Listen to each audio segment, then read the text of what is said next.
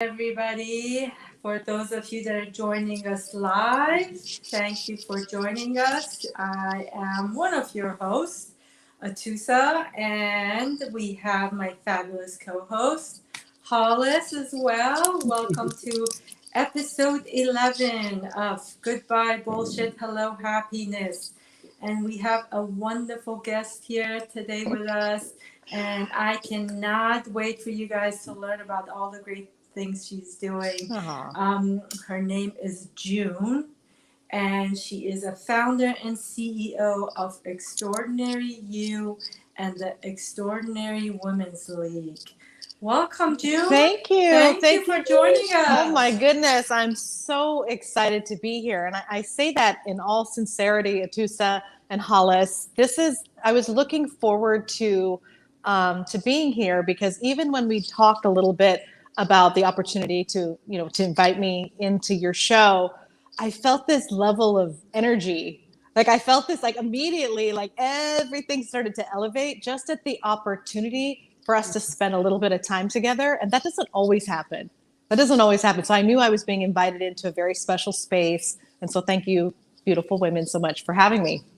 Thank you. We had a lovely conversation. It was supposed to be, I think, we said 10, 15 minutes, and we were on the phone for probably close to an hour, I want to say. That makes sense. It was really good.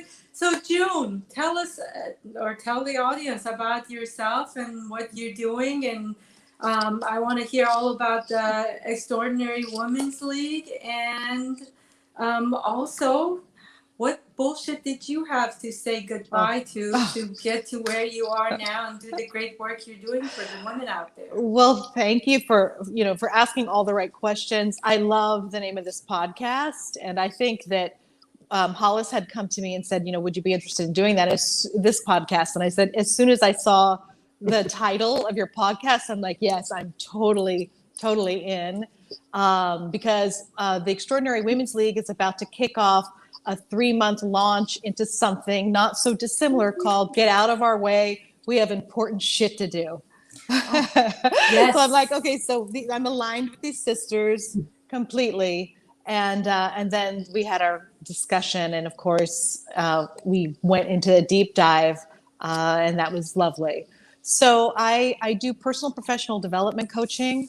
I come from a therapeutic background. I have a master's in counseling psychology and got turned on to the coaching world interestingly enough, about 11 years ago.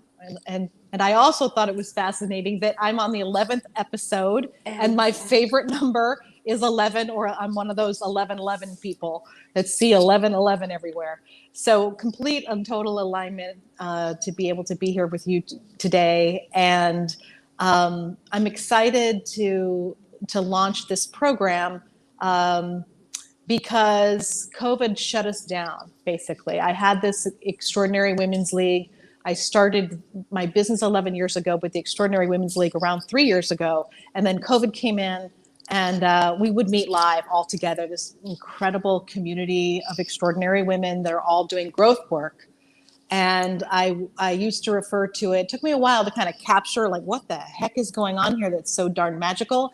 But basically, it felt like skilled coaching, cooking, cocktails, and community. All things yummy and that I love. And then, of course, so much wisdom in the group that talk about that feeling of elevation.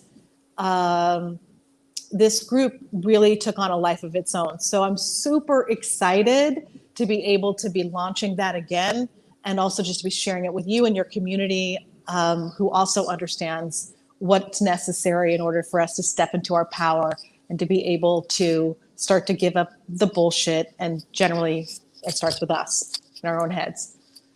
Nice. Just a couple questions. So it is an online group, or do you guys, because of COVID, I'm assuming you're doing this online? Yes. So because of COVID, we are going to be doing the majority of this online for 2 reasons. One, for our health. We're not out of the woods here. One of my clients who was triple vaccinated just came down with COVID. So we know we're not out of the woods. But I'm hoping that come December or early January, that we could do a big live celebration. We could all come together. And at the end of all my leagues, I always do a celebration where we do Extraordinary Women's League trivia and lots of prizes. And I usually bring in like a singer-songwriter. And it's just an elevated experience to kind of culminate what we've all just gone through together. So that's my hope. The bright side, I think, there's always a silver lining. I always tend to try to really look for that silver lining, is that we get to throw a wider net. So my clients in Florida, my clients in Nashville, and my clients in California can join us. We can all be together. And so I think that will be a fabulous opportunity for everybody to get to know each other, just like you all are in different places. We're all in different places. And that has been, I think, the upside to what we're experiencing. Great, great. So one of the topics, I know we were talking about it before coming on, I was telling June and Hollis that today it's all about the flow and not doing anything. The art of doing nothing. So ladies, what do you guys think about that? The art of doing nothing and just letting things flow to us. Tusa, when you said that to me, I got this wave and I literally was like, woof, like, gosh, it just felt so good to be able to just even entertain that idea. Like, wow, the art of doing nothing. And I settled back into myself in that place of like a deep, deep exhale. And that's what I love about your energy, is like, it's so in the flow and so authentic that you have the, I once met this man who studied under the Dalai Lama for five years. And every time I'm in his presence, like when I'm in your presence, I just start to feel like I can drop down into just a different energy. And that allows for that feeling of to entertain the idea of doing nothing, which is extremely hard for me as a coach, because I'm built in a way where action and being able to step in to our gifts and share things and kind of live in a place of expansion, it takes a lot of energy. Mm-hmm. And I support people in being able to try to move through some of the places where they may get paralyzed or stuck, which is so different than this energy you're talking about, the sort of ability to disengage. They're really different. So I thank you. I just want to thank you for like bringing this to me to entertain that idea that we definitely need those times to pause and honor that space in order to be able to live in a deeper place of expansion.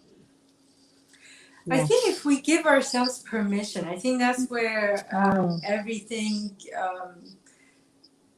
stops, is people giving themselves permission to just be and do nothing, because the programming that's running in the background constantly is one of fear that tells you, well, if you stop and do nothing, then nothing is going to happen. You're not going to get anything. You're going to get... So all these stuff starts happening in the back of the head. All the programs start running.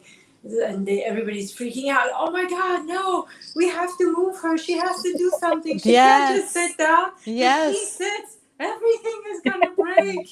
So it's just stopping that one and saying it's okay, and giving yourself permission to do nothing and letting things flow to you for a change, rather than us grabbing and going at it and trying to get it like this. So. I love that. I love that idea. I know for me, there's been a big shift in, in feeling like that, a place of surrendering, of being able to surrender. And I found that it is true that, the fear initially of disengaging with my clients and disengaging with the Extraordinary Women's League and all these things that went down over this last 18 months, that it doesn't take much. It doesn't take much to kind of recreate something that we had to take pause on, and we come back to it with a richer, with a different sense of richness, I think. Mm-hmm. Yeah, agreed. I think the big word that was coming to me too, Atusa, was permission. When you said that, like very much so, we don't give ourselves that permission. And yeah, I think it's necessary to take the break. Like we need to, or else we will burn out and melt down. And then other things come out in ways that we don't want them to come out, because like you're saying, June, it's that, that action. We're going, but we're gonna burn out at some point if we don't give ourselves that pause. Mm-hmm. And we don't show up in the way that is helpful to ourselves or to other people. We come off as being very cranky and angry and whatever, because we haven't taken that pause. And it's that art of doing nothing. For me, it's not easy, I have to say, admittedly, because I'll very specifically say out loud, I'm not doing anything worth work. I am not. I'm stepping away. I am going to go clean, which is, I've kind of made these Google lists, not lists, like a calendar where it gives myself, for me, it's helpful. It gives myself a visual block of time. So I can, as I'm jumping, kind of my brain would jump around. I'm like, for this amount of time, this is what I've allotted. And if it's doing sitting around, hanging out, meditating, if it's cleaning, then I found for me, it's a way to organize my brain and allow that permission so I won't jump all over the place. But yeah, it's that art of doing nothing. It truly is how you craft it and how you shape it. I love what you said, Hollis, where you said, we come off as angry or cranky or whatever. And I'm like, no, yes, because we are angry and cranky and bitchy, it's because if we don't have that downtime, that's actually what really happens. So, I mean, for me, I think for a lot of people, like, where do you get those aha moments? We're in the bathtub or on a walk, or when there is some quiet time. That's where a lot of magic happens. So you're right. We have to, Tusa, you're 100% right. We have to give ourselves permission to nap, for sure. And there's that word, Atusa. Sorry, magic. I know. My favorite word, magic. Recreate. You said something very important. Recreate or to create. Again, that's Hollis's creativity, Hollis. And that's when you step back, like you guys said, and you let things flow to you, and you're taking the time to step away and relax and sit and be with yourself. And that flowing is going to bring what you need. It's going to bring what you're looking for. It's going to give you new ideas, new perspective, and things that you weren't even thinking about, maybe that you like or don't like, or just something that you haven't even thought about, or somebody new, or just expands your vision more. So I think that's very important. Recreate and create. You need that time, that pause in your life. And I think that's what COVID gave to a lot of people, the opportunity to forcefully take a break and sit back. And I heard so many stories during COVID of people that they changed jobs. They started their own companies. They were working for these big companies. They either got laid off, or they stayed home, and they're like, okay, now I have time. Now I want to do what I want to do. And I know so many people started businesses, changed the jobs, or just took on things that they wouldn't normally do. Creativity. They started photography, something that they wanted to do and couldn't do. And that was COVID. I think it was a great thing in that aspect, that forced pause. It was like, you guys are not giving yourselves permission to sit down, so I'm forcing you to sit down and look and see what's going to happen. Yeah, it's a deep COVID for sure. This time is an incredible deep dive. Um, and there are so many hidden gifts, and I think we have to be mindful of like that it when we say, COVID was this and COVID was that. COVID is not over. Yeah. And for me, like they're just, I think that it's now 700. We just hit like 7 or 800. We just rounded that figure. And so there, in my perspective, because as had mentioned to Atusa on our call, our pre-call, and Hollis knows this too, I almost lost my husband during COVID. So there's this, yes, incredible opportunity. I've never seen such a clear sky. It was so quiet for a while. No one was on the road. There were animals that came out that we hadn't seen, and birds, and time where I have this one client. She had always just longed to play board games with her kids. She had mentioned it like every other session.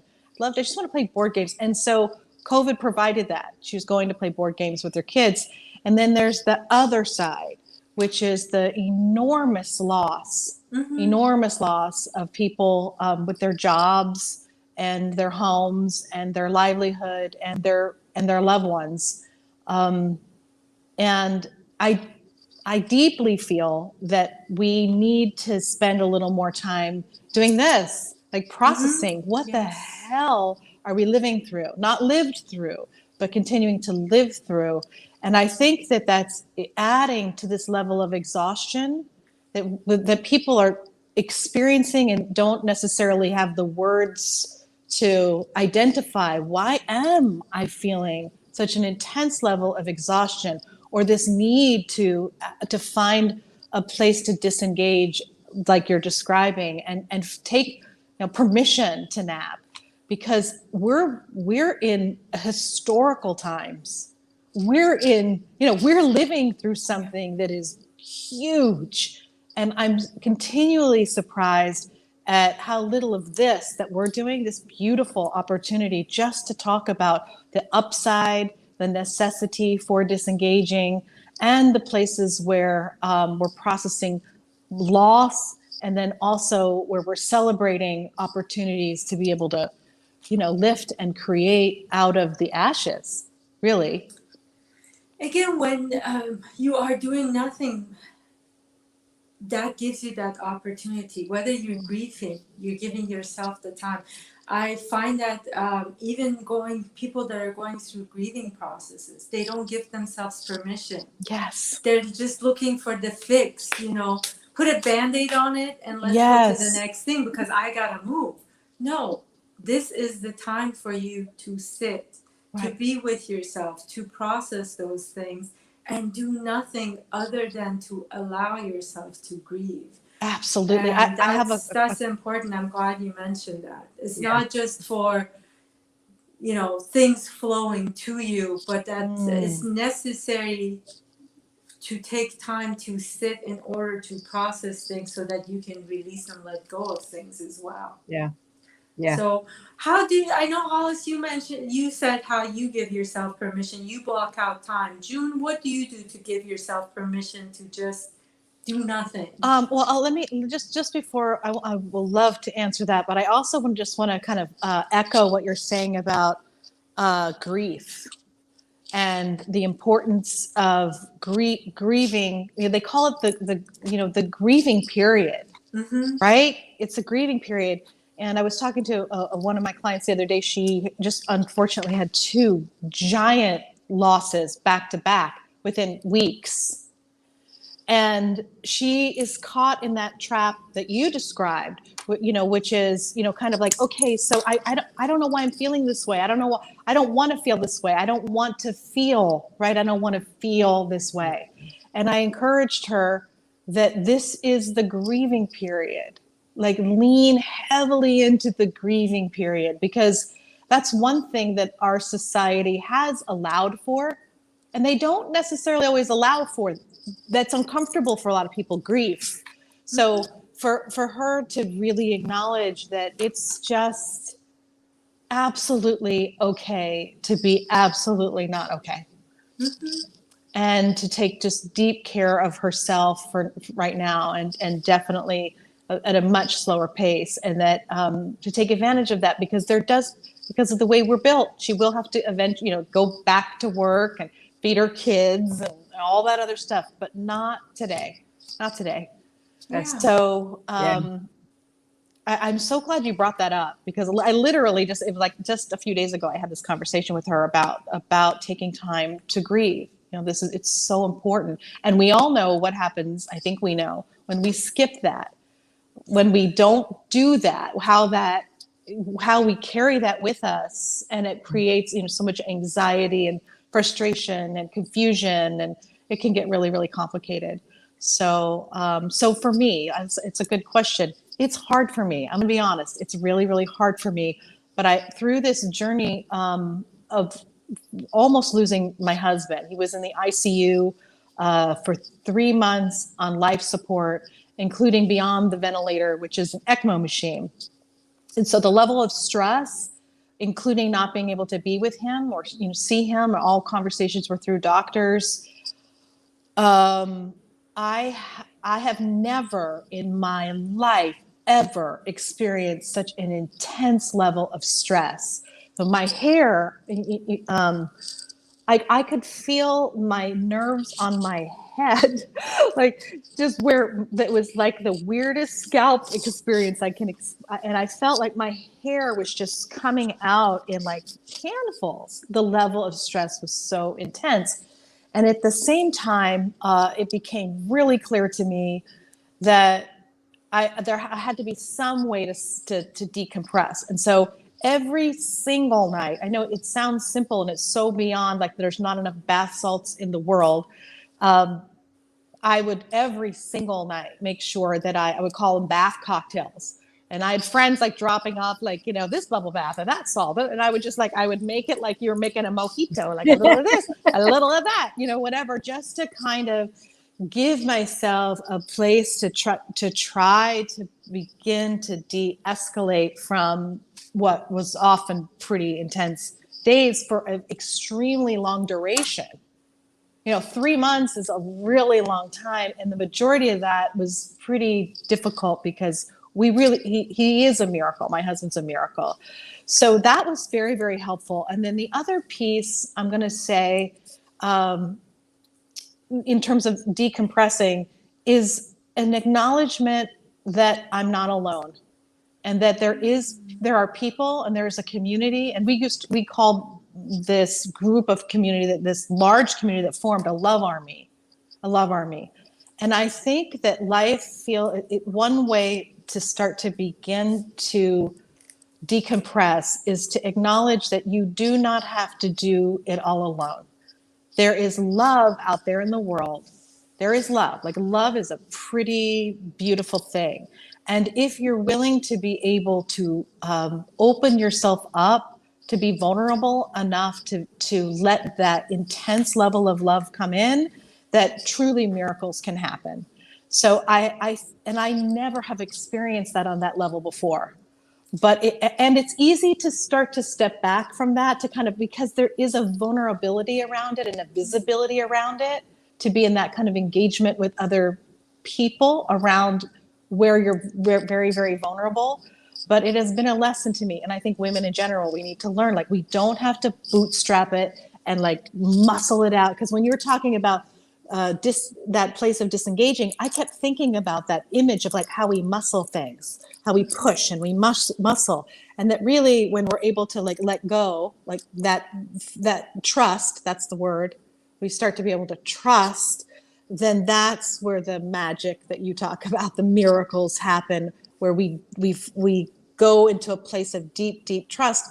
And it has to start with us releasing, letting that go. So I'm working on it. I can honestly say I definitely need to push myself to be able to do that, what you suggested. But I'm so open to suggestion. And that's why I love when you just like threw it out there. I'm like immediately like, oh, yummy.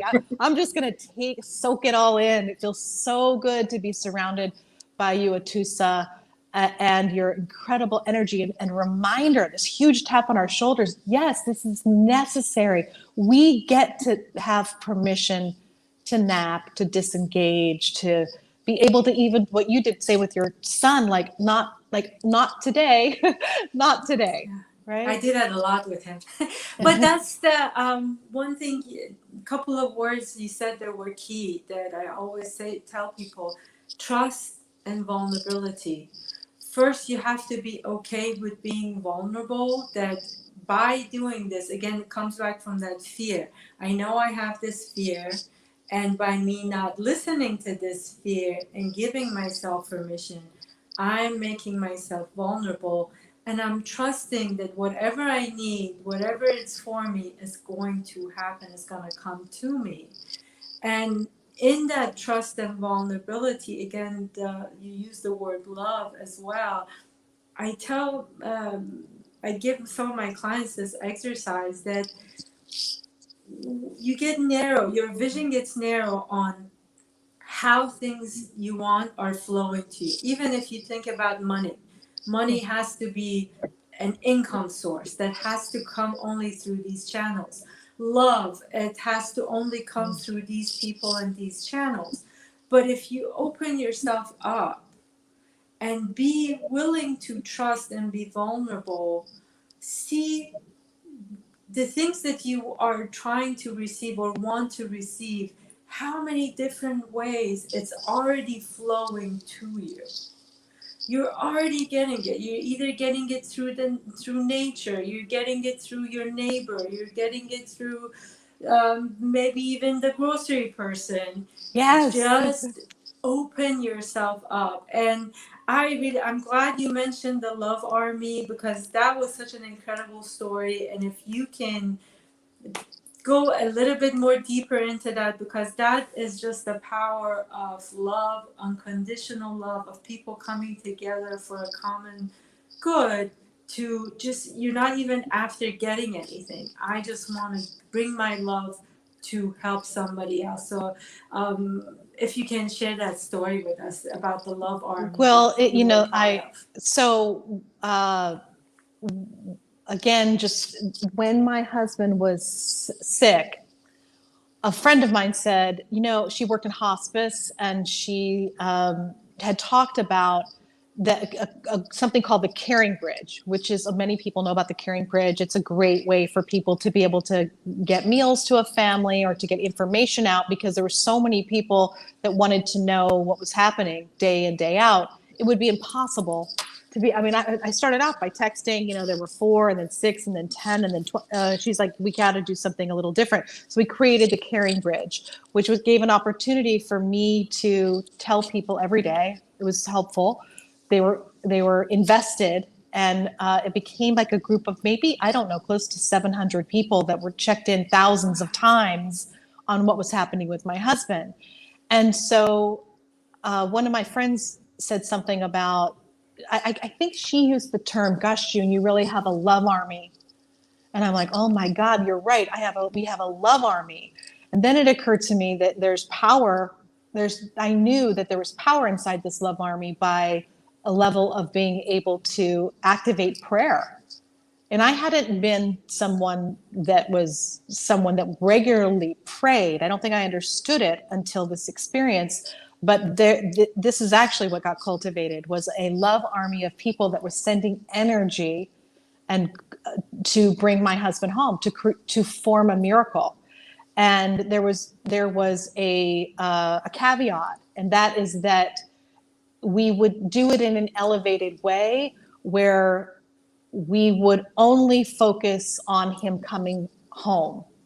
We would only focus on him coming home, and everybody was on board, because why? Because to entertain anything else would be too difficult.